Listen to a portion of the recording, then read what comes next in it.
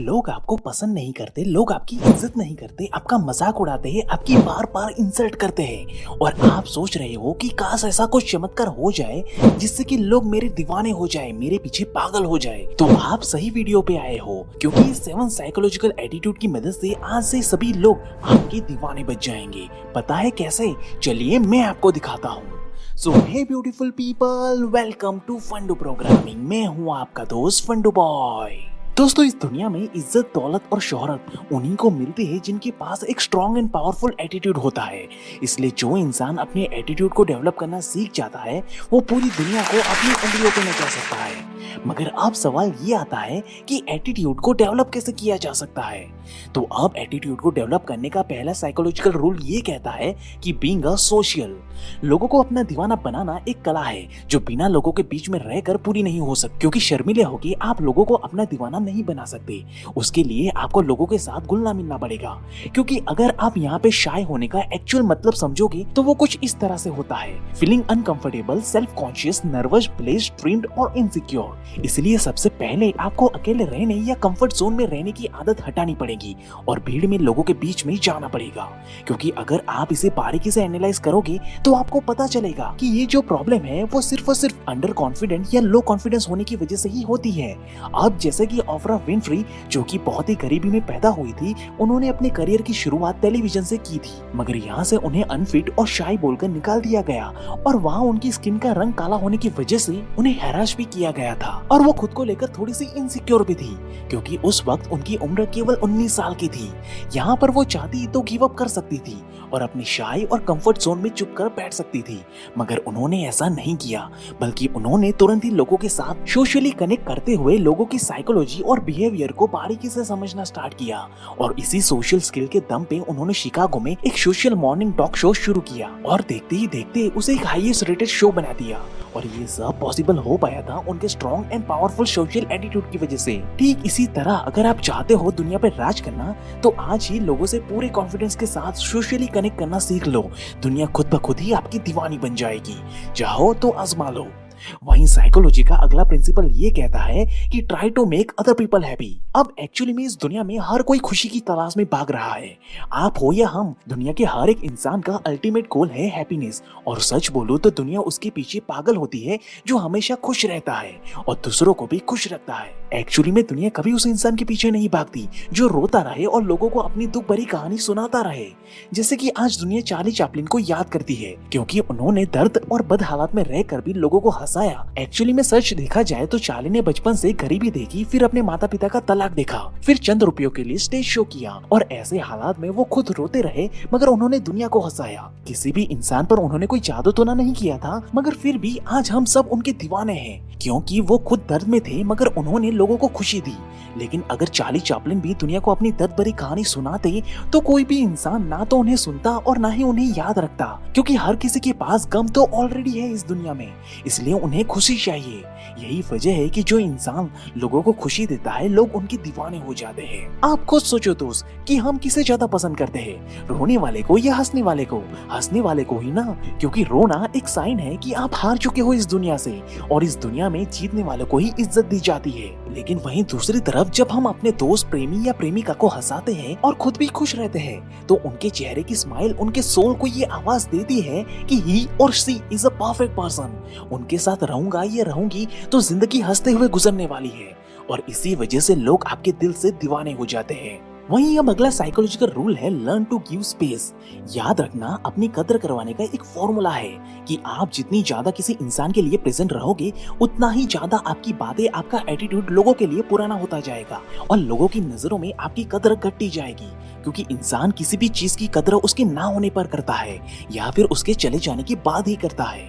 तो एक फॉर्मूला हमेशा याद रखना कि लोगों को स्पेस देना जरूरी है। मगर अब आप सोच रहे होंगे कि ये स्पेस देना आखिरकार क्या होता है? तो एक लिमिटेड टाइम, एक लिमिटेड वक्त के लिए लोगों से ना मिलना, ना बात करना और खुद को बिजी रखने पर लोगों के बीच में एक स्पेस क्रिएट किया जा सकता है ताकि लोगों को आपके ना होने का एहसास होने लगे।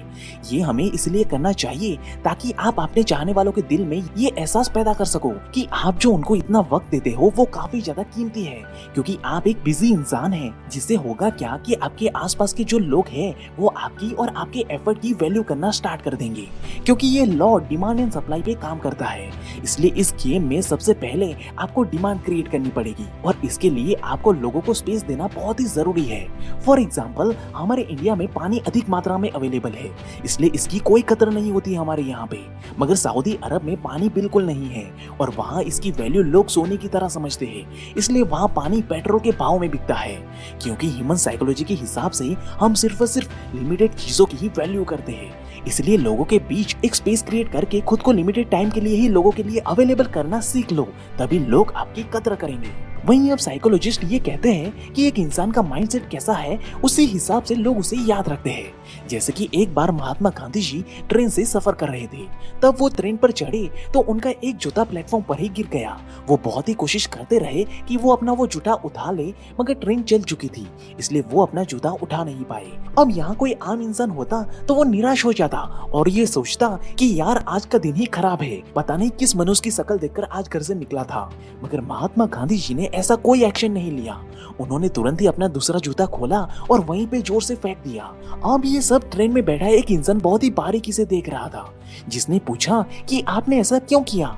तो उन्होंने जवाब दिया कि एक जूता तो अब मेरे किसी काम का रहा नहीं था और ना ही वो जूता जो गिर गया था वो किसी और के काम में आएगा, तो क्यों ना मैं इसे भी यहीं पे फेंक दूं, ताकि मेरे नहीं तो किसी और के तो काम में आ ही जाएगा ना। क्या पता किसी जरूरतमंद इंसान को आज नए जूते मिल जाएं।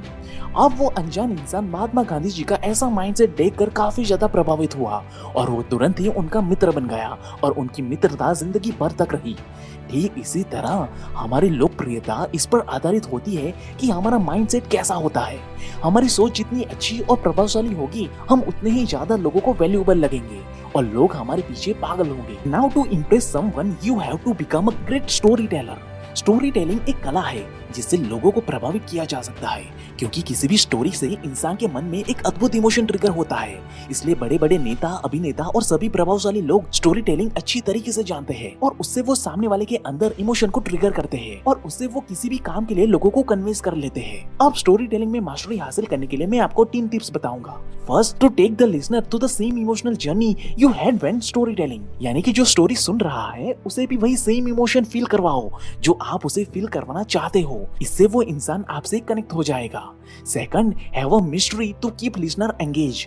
अब सामने वाला इंसान आपकी कहानी को सुनने में इंटरेस्टेड रहे, उसके लिए शुरुआत से ही एक मिस्ट्री बना करके रखे ताकि उसे हर पल इंतजार रहे कि आगे क्या होने वाला है। Then third, have a lesson at the end for personal development. जब कोई इंसान कहानी सुनता है तो वो ये एक्सपेक्ट करता है कि इससे कोई ना कोई सीख तो जरूर मिलेगी, इसलिए आपकी स्टोरी में कोई ना कोई सीख होनी ही चाहिए ताकि सामने वाले को ये लगे कि उसका वक्त बर्बाद नहीं हुआ है, बल्कि उसने कुछ अच्छा ही सीखा है आज आपसे। इस 3 टिप्स फॉर्मूला को ध्यान में रखकर आप बहुत ही एंगेजिंग तरीके से किसी को भी अपनी स्टोरी से इम्प्रेस कर लोगे। वहीं अब अगला प्रिंसिपल साइकोलॉजिस्ट ये बताते हैं कि एक इंसान जब भी किसी से मिलता है तो वो अपने दिमाग में सामने वाले इंसान को लेकर एक इमेज बनाता है। जैसे कि अगर कोई एडवोकेट की बात करता है तो तुरंत ही लोगों के दिमाग में एक काला कोट और व्हाइट शर्ट वाले इंसान की इमेज क्रिएट हो जाएगी। वहीं जैसे ही डॉक्टर की बात होगी तो तुरंत ही व्हाइट ड्रेस में एक रेप्यूटेड इंसान की इमेज लोगों के माइंड में आ जाएगी, क्योंकि ह्यूमन माइंड वर्ड्स में नहीं बल्कि पिक्चर्स में सोचता है। इसलिए जब भी आप किसी से मिलो तो आपको अपनी आउटर पर्सनालिटी को बहुत ही अट्रैक्टिव रखनी है, ताकि जब भी लोग आपकी बात करें तो लोगों के माइंड में आपकी एक परफेक्ट रेप्यूटेड इंसान की एक क्लियर इमेज सामने आए। जिसे प्रैक्टिकली प्रूव करने के लिए साइकोलॉजिस्ट ने एक रेस्टोरेंट के मालिक को भिखारी वाले कपड़े पहना के अपने ही होटल में भेजा। तो सबसे पहले तो गार्ड्स ने ही उन्हें अंदर आने नहीं दिया, और जब उसने ये बताया कि भाई मैं ही इस होटल का मालिक हूँ, तब भी होटल वाले लोग उसका विश्वास नहीं कर रहे थे और उसे धक्के मार के बाहर निकाल दिया गया। मगर जब वो वेल ड्रेस होकर अपने स्ट्रॉन्ग एटीट्यूड के साथ होटल में एंटर हुआ तो सभी लोग सर झुकाकर उसका स्वागत करने लगे, क्योंकि लोगों का सबकॉन्शियसली ये माइंडसेट बन गया है कि एक पावरफुल पर्सनालिटी वाला इंसान तो हमेशा वेल टू डू ड्रेस पहन के ही आएगा ना। इसलिए आपको भी अगर लोगों को अपना दीवाना बनाना है तो ध्यान से अपनी आउटर पर्सनालिटी को परफेक्टली लोगों के सामने प्रेजेंट करना सीख लो। वहीं हम अगला प्रिंसिपल हमें ये समझना होगा कि goal is more important than anything. जैसे कि श्री कृष्णा जी श्रीमद् भगवत गीता में ये बताते हैं कि इस तीनों लोकों में ऐसा कुछ नहीं है जो मेरे पास नहीं है। इन तीनों लोकों में ऐसा कोई काम नहीं है जो मैं ना करूं तो मुझे कोई बोलने वाला है, क्योंकि मैं ही भाग्य विधाता हूँ। मगर फिर भी मैं अपना नियत कर्म करता हूँ, क्योंकि अगर मैं ये कर्म नहीं करूंगा तो मुझे अनुसरण करने वाले लोग भी ऐसा ही करेंगे, क्योंकि श्रेष्ठ पुरुष जो करता है दुनिया उसी को फॉलो करती है। ठीक इसी तरह अगर आप भी वही श्रेष्ठता को हासिल करना चाहते हो तो आपको भी हमेशा अपने गोल को सबसे पहले प्राधान्य पर रखना होगा, तभी लोग आपकी रिस्पेक्ट करेंगे। जैसे कि अगर एक सिपाही जंग में जाता है तो उसकी बीवी उदास जरूर होती है, लेकिन अगर वो सिपाही डर जाए और घर पे ही रुक जाए तो उसकी बीवी उससे कहीं गुना ज्यादा दुखी होगी जितना वो उसके जाने पे होती।